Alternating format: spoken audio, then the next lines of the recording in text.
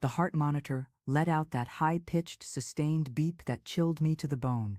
For a moment that felt like an eternity, my heart stopped beating right there, in that hospital bed where I'd been lying for 3 weeks, surrounded by tubes and wires that kept me alive. The nurse rushed into the room, the doctors panicked, and I just watched it all from above, as if my soul had separated from my body and could see the whole scene unfold. It was in that near-death moment that I understood how much I had neglected the one thing that truly matters, my own life. Helen, my dear daughter-in-law, held my hand with desperate strength, tears streaming down her face like rivers of grief. "Don't leave me, Mom," she whispered between sobs. "Please, don't leave me." And it was hearing those words that my heart started beating again, as if it had found a reason to keep fighting. The monitor's sound returned to its erratic, but alive, rhythm. I was alive, but for how long? That terrifying scene sent me back in time, reliving every moment that led me there. I'd always been a strong woman, the kind who carries the world on her shoulders without complaint. Since childhood, I'd learned that crying was weakness, and that a real woman never shows vulnerability. I lost my mother at 12, and my father, a rough countryman, raised me with the harshness of someone who didn't know how to deal with emotions. "Women have to be strong," he always repeated. "Life doesn't forgive the weak." I married John at 19, a hard-working man who promised to give me a decent life, and he kept his promise, but the price was high for all of us. He worked from sunup to sundown on the farm, while I took care of the house, the children, and still helped with the farm work. There were 5 children to raise, and each one demanded a different version of me: a patient mother, a nurse during illnesses, a teacher with homework, a counselor with their heartbreaks. John died of a heart attack at 52, right when the kids needed guidance most. The oldest was only 17, and the youngest, my little Mary, had barely turned 8. Overnight, I found myself alone with the responsibility of supporting and educating 5 children on a farm that, without their father's leadership, began to wither. That's when I discovered a strength I didn't know I possessed. I'd get up at 4 in the morning to milk the cows, tend the garden, sell cheese and vegetables in town, and still manage to be present at all school meetings, graduations, and important moments in my children's lives. I never let them lack anything essential, although many times I myself went to bed without dinner to ensure they had enough food. The years flew by in a blur of tireless work and absolute dedication. My children grew up, graduated, got married, and I remained there on the same farm, taking care of everything and everyone. When the grandchildren started arriving, I also took on the role of the super grandma, always available to care for the children when their parents needed to work or travel. Helen was the first daughter-in-law to join the family, married to my oldest son, Richard. From the start, she tried to get close to me, but I kept a certain distance. Not out of malice, but because I was so used to solving everything alone that I didn't know how to accept help or show affection. Helen was different from the other daughters-in-law who came later, more sensitive, more attentive, more persistent in her attempts to care for me. "Mom, you need to see a doctor," she'd insist whenever she saw me coughing or complaining of pain. "This chest pain isn't normal." But I always found an excuse. I had too much work, the grandchildren needed me, doctor's visits were expensive and unnecessary. "It's nothing." I'd reply with that stubbornness that had become my trademark. "I'm as strong as an ox." The truth is, I had learned to ignore my own body over the years. The chest pains, which started as occasional twinges, became more frequent and intense. The fatigue, which I previously attributed to overwork, began to overwhelm me even during moments of rest.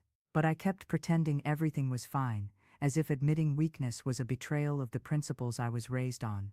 My other children also tried to convince me to seek medical help, but more superficially. Richard made vague comments about my health, but quickly became distracted by his own problems. Mary, the youngest, was always more self-absorbed and only showed up when she needed money or someone to watch her kids. Carlos and Miguel, the middle children, were affectionate but distant, each immersed in their own busy lives in the city. Helen was different. She observed my gestures, noticed when I hesitated before climbing a staircase, perceived the cold sweat that sometimes broke out on my forehead for no apparent reason. She saw what others didn't want to see, or perhaps didn't know how to see, and it was her attention that saved my life, literally. On that fateful Saturday morning, Helen arrived with a determination I had never seen before. "Mom, we're going to the hospital." Now it wasn't a request, it was a gentle but firm command. "It's just a routine checkup," she said, but her eyes told a different story. There was an urgency there, a concern she tried to hide for my sake. On the way to the hospital, sitting in the passenger seat of her car, I felt for the first time in decades that I wasn't in control of the situation. Helen drove in silence, her hands firm on the wheel, but I could see the tension in her shoulders. I tried to make small talk about the grandchildren, about the weather, about anything to ease the heavy atmosphere, but she only answered with monosyllables. The reality hit me, int. Hospital reception day. The reality hit me like a ton of bricks. The receptionist handed me an inpatient bracelet, not an outpatient one. "There must be some mistake," I protested, looking to Helen for an explanation. She looked away, and in that moment I understood there was no mistake. She knew something I didn't, or worse, she knew something I refused to admit. Hospital elevator. Day in the elevator. Helen held my hand with a strength that spoke louder than words. I felt the familiar warmth of her fingers intertwined with mine, but also an anxiety she was trying to contain. "Helen, what's going on?" I asked, my voice sounding weaker than I'd like. She looked at me with those eyes full of unshed tears, and simply said, "You're going to be okay, Mom. I promise." Hospital room day. The hospital room became my new reality. White walls, the smell of disinfectant, and a silence broken only by the constant beeping of monitors. Dr. Miller, the cardiologist, was a kind man, but his eyes held the gravity of someone who had seen many cases like mine. "Conception," he said, sitting beside the bed. "The tests revealed severe cardiomyopathy. Your heart is working at only 30% of its capacity." The words echoed in the room like stones falling into a deep well. Cardiomyopathy, heart functioning at 30% capacity, hospitalization necessary, life-threatening. Each medical term was like a sentence being pronounced, and I, always so strong, felt small and vulnerable for the first time in decades. Hospital room day. Knit several days. Helen didn't leave my side for a minute during those first few days. She slept in the uncomfortable armchair in the room, ate hospital snacks, and took care of me as if I were her own mother. This touched me deeply, because I knew she had her own family to care for, her job, her life. But she chose to stay there with me. Hospital NT. Hospital room day. It was during one of those long nights in the hospital that Helen told me the truth that would change everything. "Mom," she said, her voice trembling with emotion, "I sought out Dr. Miller 3 months ago." My already weakened heart seemed to stop for a moment. "What do you mean?"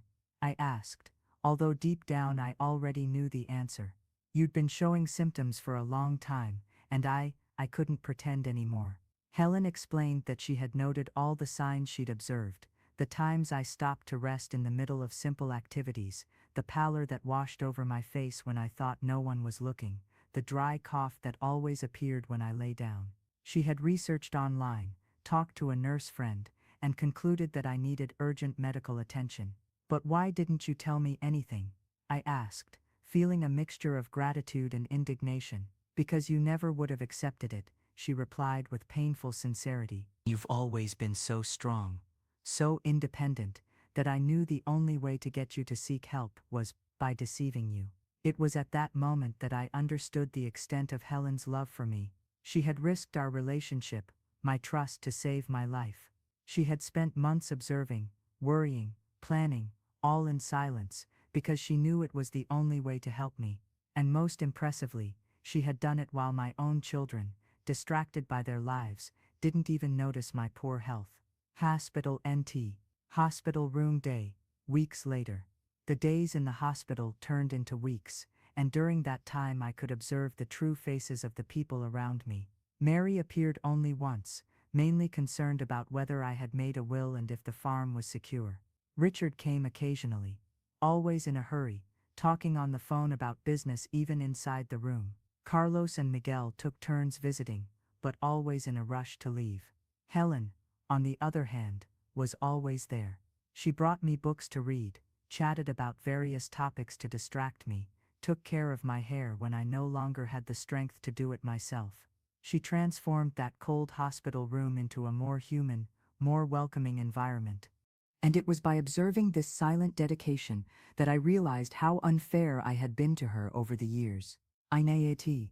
Doctor's office day. During one of my appointments with Dr. Miller, he revealed something that completely changed my perspective on the situation. Mrs.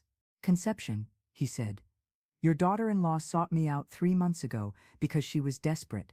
She said you were like a mother to her and that she couldn't bear to see you die out of stubbornness. His words hit me like lightning. Dr. Miller continued.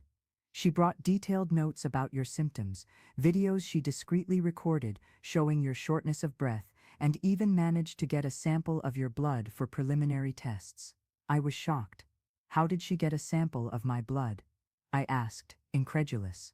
Remember that cut you got in the kitchen a few months ago? She kept the blood-stained cloth and brought it for analysis. The revelation left me speechless. Helen had been more astute and determined than I had ever imagined. She had found a way to take care of me, even when I refused to be cared for. And most impressively, she had done it all out of love, expecting nothing in return. INT. Hospital room.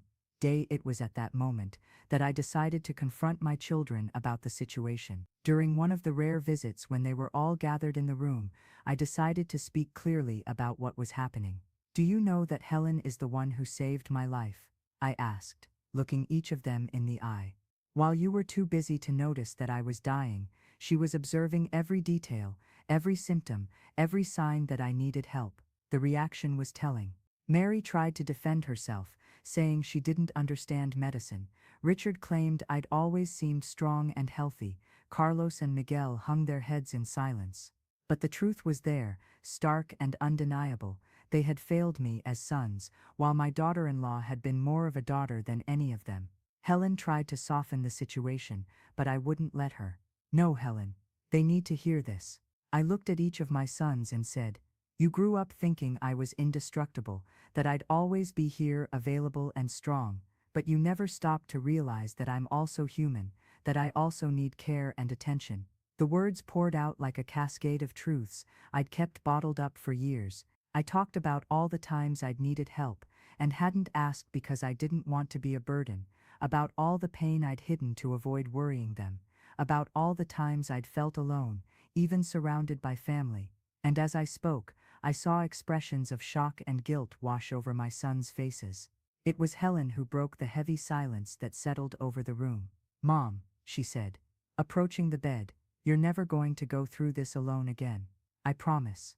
And in that moment, looking at this woman who had become more daughter than daughter-in-law, I felt a profound transformation happening within me. I realized I'd spent my whole life being strong for others, but I'd never learned to be vulnerable, to accept care, to allow someone to take care of me. Helen taught me that accepting help isn't a sign of weakness, but of wisdom, that allowing someone to love us completely, including our weaknesses, is an act of courage. During the following weeks in the hospital, I observed a gradual change in my son's behavior. Richard started showing up more often, always bringing flowers or small gifts. Mary made a visible effort to be more present and less self-interested. Carlos and Miguel organized a visitation schedule, ensuring I was never alone, but it was Helen who remained constant, who never changed her way of caring for me. And it was by observing this constancy that I understood something fundamental. True love doesn't need crises to manifest itself. It's present in the small daily gestures, in the silent attention, in the care that's independent of recognition. If you're following this story and identify with the journey of rediscovery and transformation I'm experiencing, know that there are many other stories like this that can touch your heart and bring important reflections to your life. I invite you to subscribe to our channel to continue receiving stories that talk about family relationships, overcoming adversity, and the strength we find in the most difficult moments. When I was finally discharged from the hospital, after a month of hospitalization and various procedures, I was a completely different person. Not only physically, with my heart functioning better thanks to medication and treatments, but mainly emotionally. I had learned to cherish every beat of my heart, every breath, every moment of life that had been returned to me. Helen continued to be my constant companion during my recovery period at home. She temporarily moved to the farm, bringing her own daughters so they could get to know the grandmother they almost lost. It was a period of family rediscovery, where I learned to be a real grandmother, not just the caregiver on duty. My sons also changed their ways of relating to me. Richard started including me more in his business decisions, asking for my opinion on investments and future plans. Mary started visiting me regularly, not just when she needed something, but simply to chat and spend time together. Carlos and Miguel instituted a mandatory Sunday lunch, where the whole family gathered to catch up. But it was with Helen that my relationship transformed most profoundly. She ceased to be just my son's wife, to become my confidant, my companion, my true daughter of the heart. I learned to share with her not only the farm chores, but also my worries, my fears, my unrealized dreams. During one of these intimate conversations, Helen asked me a question that changed my perspective on everything. "Mom, if you could go back in time, what would you do differently?" The answer came immediately. I would have asked for help sooner. I would have accepted being cared for. I would have allowed people to love me completely, including my weaknesses. It was then that I understood the most important lesson of this whole experience. True strength isn't never needing anyone, but knowing when you need help and having the courage to ask for it. For decades, I confused independence with isolation, strength with harshness, caring for others with neglecting myself. Helen taught me that there's a different way to be strong, a strength that includes vulnerability, that accepts care, that allows love to flow in both directions. She showed me that a woman can be powerful, precisely because she knows when she needs support, not in spite of it. The transformation wasn't just mine, but that of the whole family. My sons learned to see me as a complete person, not just as the indestructible mother who was always there. They discovered that I also had feelings, fears, needs, and that taking care of me was a privilege, not a burden. Today, almost a year after that scare in the hospital, I can say that my life has gained a quality I didn't know was possible. Not just because my heart is working better, but because I've learned to live in a fuller, more connected, more human way. I still take care of the farm. I still help with the grandchildren. I'm still the matriarch of the family. But now I do all this knowing that I am also cared for, that I am also loved, that I also deserve attention and affection. Helen gave me the greatest gift anyone can give another person. She gave me back my humanity. The farm remains productive, but now Helen is my official partner in everything. We plant together, care for the animals together, and make important decisions together. She brought a lightness to the heavy routine I carried alone for so many years, and the most beautiful part, she does all this with genuine joy, not out of obligation. My grandchildren also benefited from this transformation. Now that I'm no longer constantly overwhelmed and stressed, I can be the grandmother they deserve, present, affectionate, available to play and talk. Helen taught me that taking care of myself makes me a better person for everyone around me. Regular doctor's appointments have become part of my routine, and Helen always accompanies me.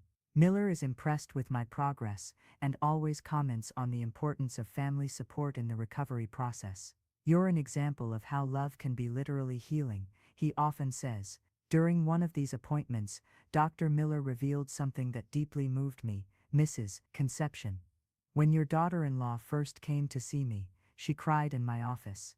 She said she didn't know what else to do to convince you to take care of yourself, that she was afraid of losing you." This revelation made me understand even more deeply Helen's love for me. I also learned to show my love for her in ways I didn't know before. Small gestures, like preparing her favorite dish, complimenting her hair, asking about her dreams and aspirations. I discovered she always wanted to study landscape architecture, and now I'm encouraging her to take a course in town. "The farm can be your laboratory," I told her, and I saw her eyes light up with joy. My relationship with my other children also evolved surprisingly. Richard included me as a minority shareholder in one of his businesses, saying he always admired my vision for opportunities. Mary started asking me for advice on raising children, finally recognizing my experience and wisdom. Carlos and Miguel became more present, more attentive, more affectionate, but the biggest transformation happened to me. I learned to say no when necessary, to ask for help when I need it, to accept limitations without feeling less capable. I discovered that I can be strong and vulnerable at the same time, that I can take care of others and be cared for too. One evening, sitting on the farm's porch next to Helen, watching the sunset paint the sky orange and pink, I made a reflection that summarized my entire journey. Helen, you saved me from two deaths. The physical death, which was approaching with my heart condition, and the emotional death, which had been happening for years with my isolation and harshness. She held my hand, as she always did during important moments, and replied, "Mom, you saved me too. You taught me what true strength is. You showed me how a woman can be a warrior and gentle at the same time. You are my role model." At that moment, under the starry sky of the farm, I understood that our relationship had become something sacred. It was no longer daughter-in-law and mother-in-law, but two women who chose each other as family of the heart. Two souls who met and decided to walk together, caring for each other with the delicacy and strength that only true love can provide. Today, when I look back, I see that almost dying was paradoxically what taught me to truly live. The heart that almost fell silent now beats with more purpose, more gratitude, more love. And all this thanks to a woman who refused to give up on me, even when I was giving up on myself. Helen taught me that love sometimes needs to be insistent, determined, even inconvenient. That truly caring for someone can require difficult decisions and courageous actions. She showed me that being loved is not a luxury, but a basic human need, and that accepting that love is an act of wisdom and humility. The deepest lesson I draw from this experience is that it's never too late to transform, to learn new ways of loving and being loved, to discover aspects of ourselves that we kept hidden.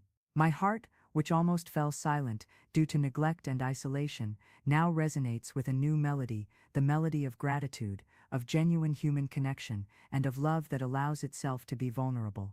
And so, between regular heartbeats and genuine smiles, I continue my journey alongside Helen, knowing that the greatest miracle wasn't my heart returning to normal function, but having finally learned to allow it to be touched by the unconditional love of someone who truly cares. Because in the end, that's what keeps us alive, not just the beating of the heart, but the bonds we create with those who choose to stay by our side, especially in the moments when we need care and love the most.